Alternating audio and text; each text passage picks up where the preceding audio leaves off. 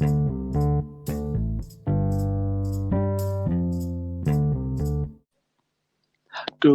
evening, everybody. Welcome to Let's Your Number One podcast for all things Assassin's Creed. Today we're going to our sixth deep dive with Assassin's Creed Black Flag. It's kind of shocking to realise we're 6 weeks in. Been looking forward to this one. Been looking forward to this one for a while. Is this the reason you jumped onto co-hosting? We're doing Black Flag in 6 weeks. I'll jump on the bandwagon. I'll put in the work now to get to Black Flag. Could you believe it? 6 weeks ago, I came up with the idea of doing 11 weeks of reviews, including Rogue, to clarify, because people have asked me if I'm doing Rogue, and then having you join as a co-host, and the whole show just gets better. Oh, time is just flying by, and it's getting more and more fun every week. We'll see what happens when we get to some of the games coming up, but So this is Black Flag, a game that I highly adore, and is one of my high-rated games. I don't have favourites, but it's high-rated in my opinion. But it has a massive issue. Okay. Are you going to go into that now, or are we going to get to that along the way? Well, I've been thinking, since you love Black Flag, I think it's unfair if I start off. So I'm going to let you kick this one off. Okay. Well, you don't pick favourites and I do. This is one of them. It started off in such a way that was such an interesting take for me, because he kind of, Edward is our main protagonist. Obviously, Haytham's father, Connor's grandfather. So we take a step back in time for this one compared to Assassin's Creed 3. But he happens upon the kind of assassin versus Templar conflict by chance, trying to swindle money out of them like a true pirate. He knows nothing of their universe and their conflict, and only becomes involved for financial gain. And for me, that sets the tone about the kind of protagonist we're dealing with here. He's by far, in the series, the best protagonist other than Ezio to that point. And, he's a charming, humorous, silver-tongued rogue that you can't help but like, but also take a keen interest in his story and its eventual outcome. I can't disagree more. He is a wonderful character, and he's also voiced by one of my favourite actors. So it's another reason to love it more. Just don't ask me to name him, because I've totally forgotten his name. All I know is if anybody watches Constantine on CW in the Arrowverse, it's that guy. Truly amazing actor. I'm going to have to go on Google tonight, aren't I? Yeah, maybe. I think I can't remember. I had it all written down, guys, and I'd just forgotten. Matt Ryan. So that's the guy, Matt Ryan. He's an amazing actor, and he just makes an awesome Edward. So, yeah. Should I give my piece then? Go for it. Your initial thoughts. Initial thoughts is the game is outstanding, hands down, brilliant game, but it suffers from a massive identity crisis. And it's such a shame, because if it didn't have this identity crisis, there'd be no flaws to it, except for the few tailing missions that get a bit stale. But when you're sailing around as a pirate, who cares how many people you have to tail? And the glaring issue is you were giving this open world as a pirate, and you think, I've got my ship, I'm going to go off and explore. And then you hit the can't access this area till sequence 9. And then you're like, okay, so it's a linear game. But then you look at the map, and the map is open world. But then you realize it's locked behind story. So then you've got the identity. Is it a linear story, just like the last of them? or is it leaning more to the open world? And that's where I think the issue is. It should have been more like Unity, where everything was free, and then that would have just made it 10 times better. But that's the only issue I have with it. I think it definitely errs more on the side of open world. I don't know if it's an identity crisis, more a bit of immersion breaking for me when it happened. Yeah. It was annoying. Getting to it, especially when you're trying to sail to, a side quest or a main mission marker, and you come across this huge wall. You're unable to access memory sequence X. You'd either have to kind of sail around on a massive diversion, or just fast travel somewhere closer to the marker, which I think is what 99% of people tended to do when that happened. And I just think it was a bit disappointing because when you look at the scale of all the games to come, that sort of immersion wasn't a problem. Like in 3, you had the Frontier, which was just generally big anyway, so it didn't really matter. 2, backwards, that had the little streets and the city, so it wasn't really noticeable. But when your ships are sailing, or you want to do a few assassin's contracts to get this new outfit in the Great Iguana or Iguana, I am not going to get into this debate with my dyslexia about that place. Inagua. And you can't get Inagua. See, this is why I need you, Inagua. And I think it got me the first time I got annoyed was I wanted to go for the Templar outfit within 2 hours of playing the game on PS4. And I go to the island that one of the last pieces was on. I was like, oh, can't access this area yet. Do X, Y, and Z. I'm like, well, that sucks. What's the point of having all these collectibles if we're forced to complete the main game first to then collect the collectibles? Because there's no real replay value other than collecting valuables, which some people might just avoid. I disagree on replay value. It's the Assassin's Creed game I've played more than any other. I just can't. I've played through Black Flag so many times. For me, it was a minor annoyance and didn't discredit the rest of the game for me. It's something I was able to live with. We had to deal with it in 3 in some parts. Before that, didn't really have to deal with it because the games were so linear anyway that they didn't need to put in those walls because you were already contained within those walls. And I do agree. And I think what I was trying to come across is, as with any game, the community is always divided. You get people like me and you. Don't worry, I went back to do it because I heard about the legendary ships, and I was so happy to beat the game, craft up my jackdaw, and then go after legendary ships. But then you get the other type of gamers that want to do side quests first and then the main story. And then this time it's like, well, once you've done the main story, to them type of audience, there might be no replay value other than the odd side quest, the odd legendary ship and the collectibles, if that makes sense. So it's not a big thing. For some, it might be bigger than others. For me, I got annoyed when I'm getting chased by ships and I can't get past a wall. Yeah, I get it. I just don't know how often that happened to me to be an issue. It didn't happen once or twice during a 40-hour experience. Yeah. I just don't.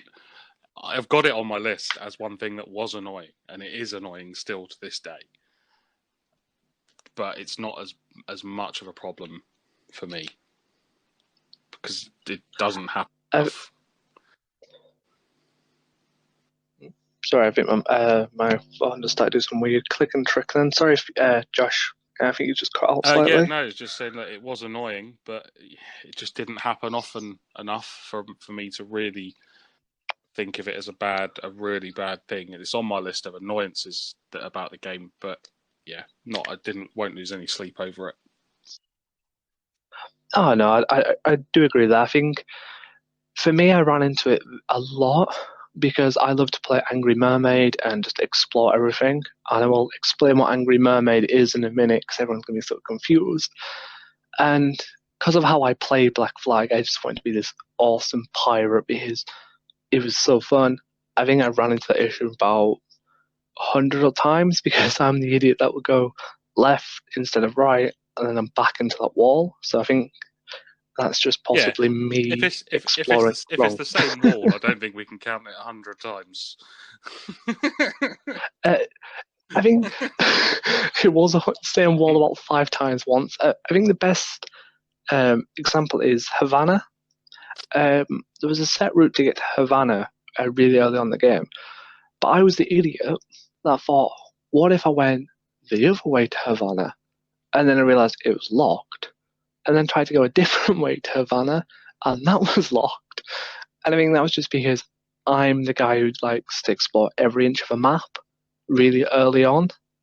So I think that was more of, that's why I say it's more of a personal issue. I'm the sort of guy that runs into it about 8 times in the old Assassin's Creed games. Yeah. I think that is in open world games. I'm not very clever. It's a common thing. You know, you can't do this until you've done that. Basically, for me, it wasn't too out of the ordinary. Annoying, but again, not. I dealt with it. Yeah, and with the story and the backdrop, I'm not being rude.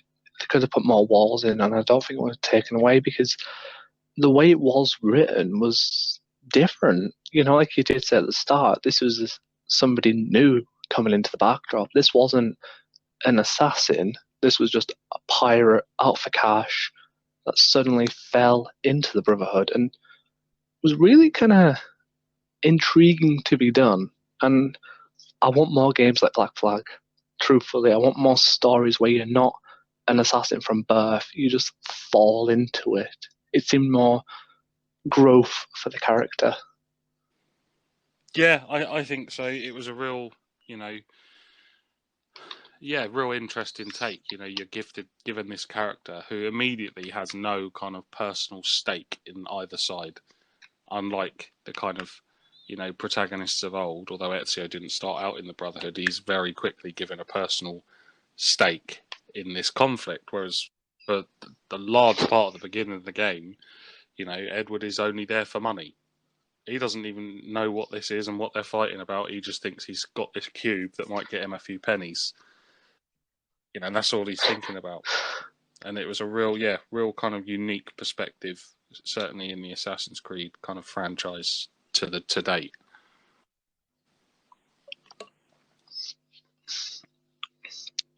And I think we should touch upon, because this will go back to my early comment of Evil Mermaid, combat. The ship combat. Nobody can deny that ship combat was one of the best ship combats we've had so far. Yeah. And I'm saying one of the best because we're still waiting for Skull and Bones. Still waiting. They took what was a really interesting and fun concept idea introduced in Assassin's Creed 3, and they basically built a whole game around that. And they put every ounce of effort and detail needed into naval combat, naval exploration, and it was just an absolute joy.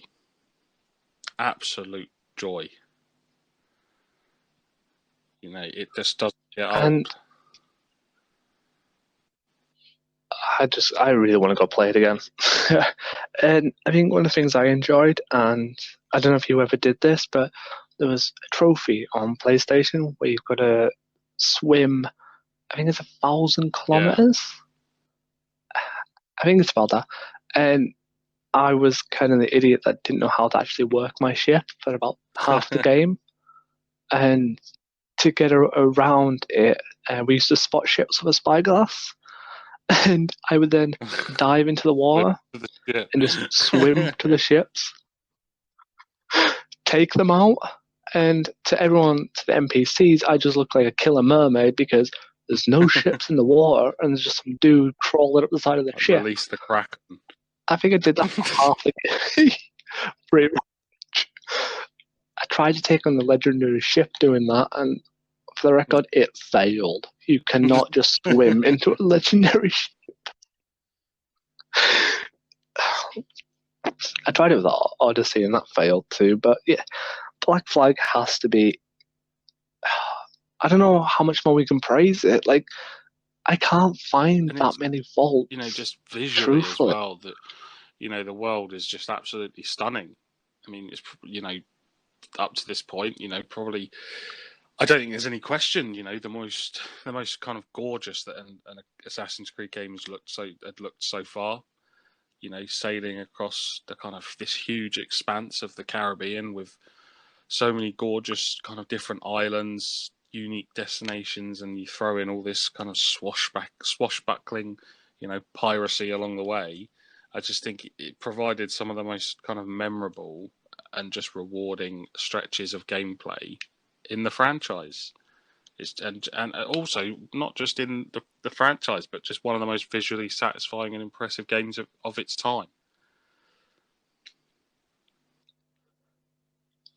And you know what? I'm not going to disagree because you are right. It was, not to sound harsh on the other games, but it was the brightest game in the series. The others had darkish undertones, which isn't a bad thing, but this one was so bright. It got that tropical paradise, the riches on forgotten islands, the movie Hollywood style piracy gameplay. It was just too good to be true, in my eyes. And the joy for me of Black Flag was it was always in the journey and not necessarily the destination. The world was kind of such a brilliantly charming place to be that the story often took a back seat for me. That's not to say that the story was bad or boring. It wasn't. It just always felt like a bit of a warm-up act for the main attraction that was the world. And there's so much to do. Like I said, it's about 40 hours of total content. I think it's a pretty even split, 20 for the main missions and about 20 for all the side stuff. It just meant that you could always find something to do if you wanted to hop on for a bit of privateering on the high seas. And I think we could discuss, it's something I think you touched upon back in our deep dive at Assassin's Creed 2. The side characters were actually more memorable than you could actually make out. From Edward Thatch, he has that really famous quote, something about, in a world without gold, we all would have been heroes. Lighting his hair on fire, something about seeing the devil. That was just insane. And from the legends you hear of Blackbeard himself in history, from the man who got his head cut off apparently and swam around his ship 3 times, you got that vibe from Edward. It was memorable. And that's the best thing. That's the best way I would describe Black Flag. So memorable. It just holds such a special place in my heart. I think. I'm sorry. There obviously are some kind of age-old annoyances still present. You get the annoying tailing missions. There's some infuriating kind of eavesdrops that you need to do, and obviously the combat system, obviously minus the naval combat, is far too focused on the kind of simple block and counter method. But while these can bog you down sometimes, they're kind of comprehensively pushed into the background by the sheer amount of positive moments in this game.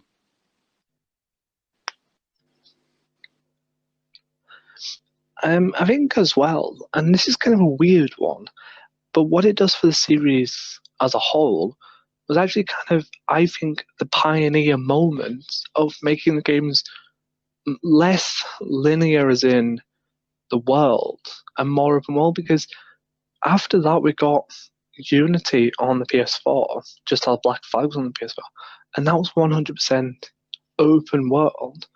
And I think that's down to Black Flag, how immersive they made Black Flag, and how much people to this day will go back to Black Flag and say, this is a legendary game that you need to try. And I think that's what inspired them to keep going with that sort of bright, dense, sort of living world that's just open, and memories are more about what you do in the world than actually just the story. It definitely switched over to becoming more of a like a playground, as opposed to kind of this was the switch over to a more kind of sandbox style of Assassin's Creed, less constrained, not constrained, but less constrained than the others in terms of mission to mission. It was more, here's a world and we want you to explore it. There's still some rules to this world, but this is what we think is going to work, and boy, did it work. And that's kind of like, I agree with you there, it lays the foundations for every Assassin's Creed game to come.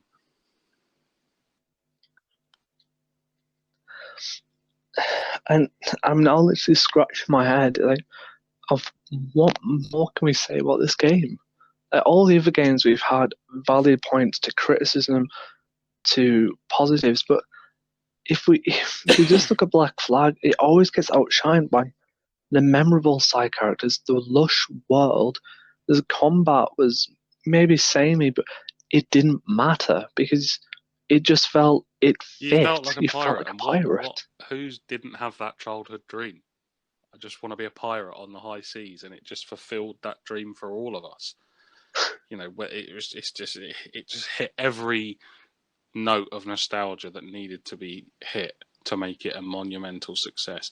Yes, it does have its frustrating parts. It's probably the most frustrating experience in the game so far in terms of collectibles, purely because of the sheer amount of them. It was daunting, but it's made more bearable because of how satisfying it is to travel through this world that they've created.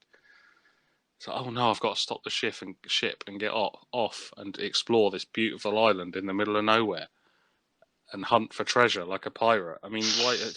That's not a bad thing after a while. I think that was what I did, spend half the time just going hunting for treasure maps. And just the universe that they created here, it was just so addictive and just intoxicating. In fact, I found elements of it bleeding over into my real life.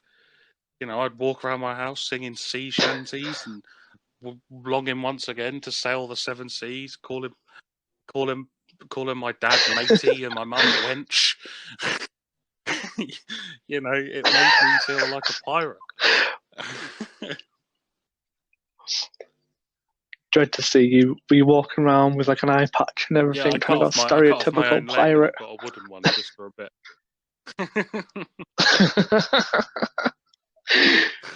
Look, I'm now a pirate. I think as well, on about that, it's something that you don't really see in games, but Ubisoft did a good job. There's no stereotypes. There's no like stereotypical peg leg pirate with a hook on his hand and an eye patch. It's like real life history pirates. You wouldn't see all of them walk around with one leg, a hook for a hand, would you? Or a skull and crossbones. They all just feel like real people. That makes it more emotive. Rather than this stereotypical pirate that you come to know, in films and TV shows and things like that.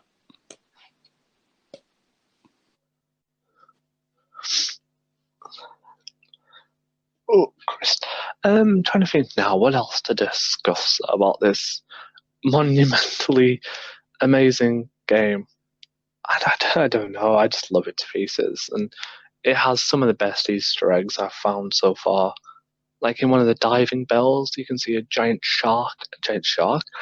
squid fighting a whale. It's kind of cool to see. And it's like, nothing was kind of boring. Every activity, whether main or side, had its place. It had its purpose in this world. But it also, you always wanted to stop and do it. I couldn't sail past the chance to hunt a shark. I was like, right, lower the side boats, boys. We're getting the harpoons out. We're catching us a shark. So with the main mission from wait, we've got a shark to catch. It's everything was just an absolute joy, and definitely a kind of standout moment in not just in the Assassin's Creed franchise, but in gaming in general for me.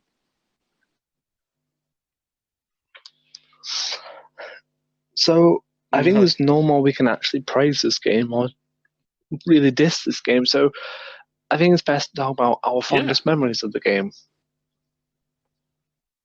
I would like for you to kick this one off because you love this game a lot. For me, I think you mentioned it briefly, but coming across the first legendary ship, I think, the cutscene, the screams of man o' war from your crew made you realise, quite quickly this was no ordinary ship that you've sunk thousands of, that you've just stumbled across. Then quickly being destroyed and realising you're no match for it. Then obviously you go through the hard work of time, money, finding all the kind of blueprints to get all of your upgrades, and then when you finally win it, it's one of the most satisfying payoffs in the game, and it's just extremely memorable. And just it's still to this day, if I accidentally sail into the path of legendary ship, it still sends chills down my spine. Not doing that one again. That's mine. What about you? I love yours, and I do agree. When you first see those legendary ships, I think I slowly pooed my pants. For me. I saw it. But for me, it always has to be, and I'm trademarking it, kill a mermaid. That was always my highlight. When halfway through the game, back on 360, couldn't work the ship. There was no better sense of feeling than swimming up to a big man of war and watch the NPCs crap themselves as some guys climbing up it and just assassinates every one of them and then just swims back off. It was just so joyful. And then when you get to your ship, I think it was tricky because the wave mechanics sometimes lost the ship that I attacked. So I was just kind of like, well, this sucks. I can't get the resources needed, but hey, I'm going to go for another swim and kill some more a mermaid. Very good. It was brilliant. I'm going to do that again. So, it's time for the all-important review scores. Oof, is it going to be a low one from Josh? I think it's going to be a 2. Close. Ooh, close. Closer. 3. Ooh. Buzz out of our misery then. For me, it's a 4.5 out of 5. Just a sensationally beautiful, fun game to play. For me, the most kind of most replayability of any kind of Assassin's Creed game up to that point that it came out, and still to date, in my opinion. Probably one of the most immersive and kind of enriched worlds we've been a part of in the Assassin's Creed franchise. And I still play it today. I'm going through another playthrough at the moment, so...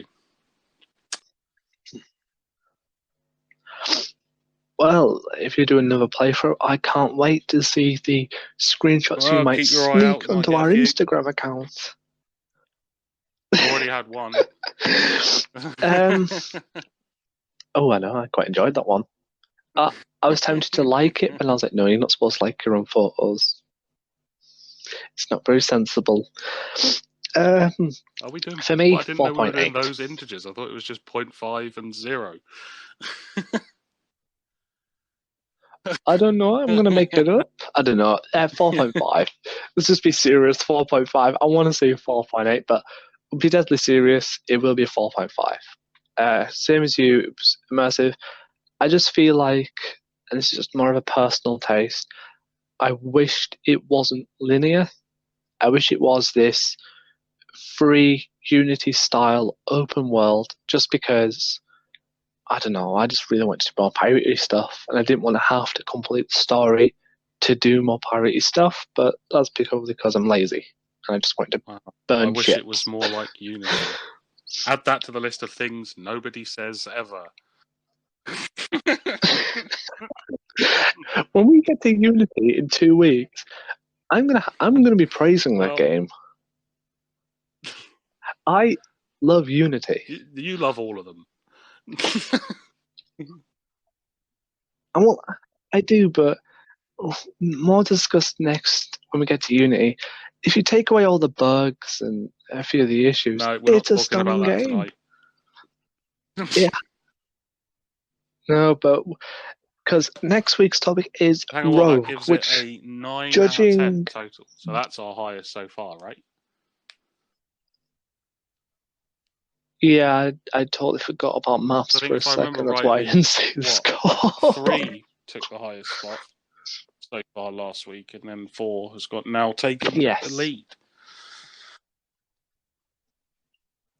It is So the far, king, the king of so Assassin's far. Creed games.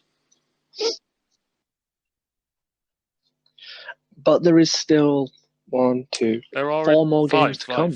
Yeah.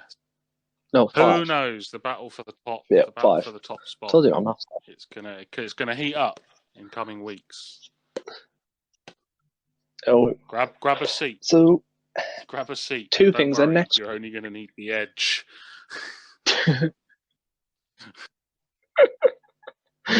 Trying to think now. Next week will be Rogue. So I think it might be a short episode because Rogue is actually a small game.